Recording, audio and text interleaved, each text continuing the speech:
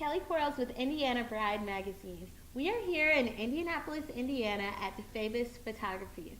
We have this exclusive interview with one of the top award-winning photographers in the state of Indiana over the past 5 years, Joe DeFabis.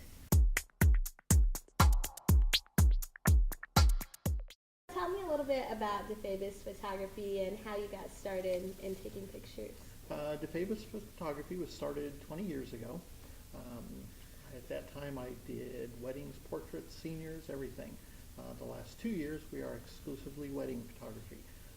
That's what I enjoy the most and that's what I'm the best at. Our tagline for our business is wedding photography beyond your expectations, and I think that's very true with the brides. We have a lot of brides get their albums and look at it, and it's very emotional when they see the recap of their day. How kind of did you get started taking pictures of weddings? I started doing wedding photography. One of the first things I did. I enjoyed photographing race cars and doing other kind of things, scenics, as any hobbyist photography would do. I found photographing people a little more difficult, but the more we did that, the more it was pleasing. I got the emotion, I got the poses down right, especially a girl in a wedding dress, a bride and groom, a couple together. I was just able to capture that emotion and romantic feelings.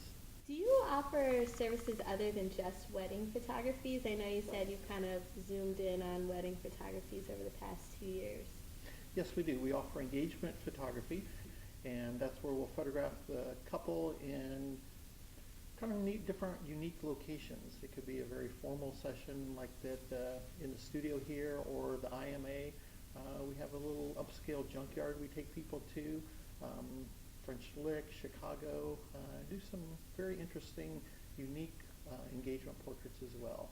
Oh, that's awesome. I've heard about this new trend called trash the dress. Do you do any photos like that? Yes, that's one of my more favorite things to do, is take the girl in her wedding dress after the wedding. There's no time constraints as far as getting to the church and that, so we can take our time, do some very unique locations. The brides are not as worried about snagging, getting their dress a little bit dirty. The wedding is done, so we'll take them. We've put brides in fountains and in the ocean and all kinds of different unique locations where you wouldn't dare take a wedding dress the day or even before the wedding. Oh, okay, great. To my understanding, there's a plethora of styles of photography. What kind of photography do you specialize in? Our style of wedding photography would be a combination of photojournalistic and more traditional posed, well-lit photography. A lot of attention to detail on posing and lighting. There's an elegant, fashionable way to pose a bride and groom in a wedding dress instead of just setting them there, standing them there. One of my big bugaboos is when a photographer really pushes his photojournalistic style. To me, that tells me he can't pose and light a bride and groom in an elegant way. Excellent. So, along with that, a lot of people are, becoming photojournalists and taking pictures themselves. What kind of sets aside a professional photographer against someone who maybe took a course or two in photography? The technical aspects. Anybody can, take a picture and they can get some good results with that. But again, the elegant way to pose a bride in her wedding dress, just her figures. If you have a girl that's maybe a little heavier, there's a way to pose her to shave 10 pounds off her, to make her look good with her groom. The picture that's on the screen now of the bride and of the dad with the bride and his wife coming out of the Columbia Club, that was taken. The bride was in the bus and I was standing there. I saw dad and mom coming out, and I thought, if I was a dad, I would want my wife and my daughter in my arm coming out. So I said, stop. I yelled in the bus, Laura, come out, walk with your mom and dad. That's all the direction I gave them. I stepped back, did 6, 7 images, and that's one of the images. So a true photojournalistic photographer has to be a kind of a movie producer. If he sees something happening, he can add a little input and know that something's going to happen. He doesn't know what's going to happen, but something interesting is going to happen, and then be there to catch the event. Wow, that definitely sounds like you're getting the actual feeling of the wedding. This is a bride magazine, so kind of tell us, what can you do to add to make the perfect wedding? A professional photographer should work with the bride and groom, be a pleasure to work with. You're with a photographer all day. Their personalities should mesh. They should be there but unnoticed and capture all the details and beauty of the wedding. That's great. So at a wedding, are you the main photographer, or do you have other people taking pictures as well?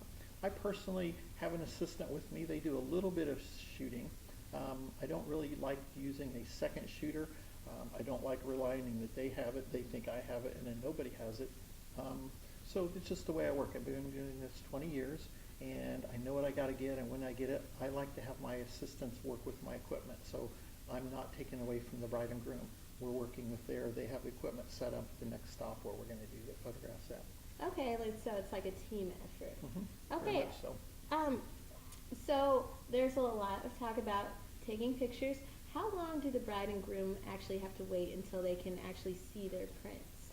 We have their album designed 5 days after the wedding. So we put that online, and that's one of the more unique things about DeFabis Photography. We design their wedding album, put it online so that when their family and friends look at their wedding pictures, you'll see a 3-minute slideshow with music of the best images that tell the story of the day. Oh wow, so 5 days after the wedding, boom, they can see their Yes. pictures. That's awesome. What are some other common questions that brides ask you when seeking a professional photographer? Of course, how much is the wedding photography? And that's important, but brides should look past that and see what the quality of the work is. What time do we start? How long you're there? Things like that. It depends on every individual wedding. Every individual wedding is different.